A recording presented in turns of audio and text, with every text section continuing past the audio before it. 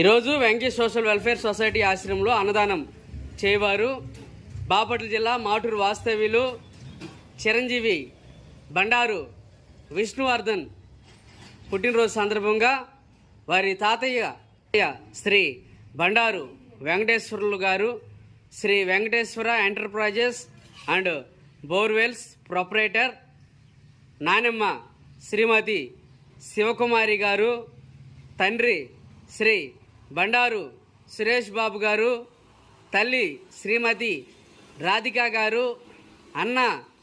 బండారు హర్షవర్ధన్ గారు మరియు కుటుంబ సభ్యులు ఆశ్రమంలో వృద్ధులకు అన్నదాన కార్యక్రమాన్ని జరిపిస్తున్నారు.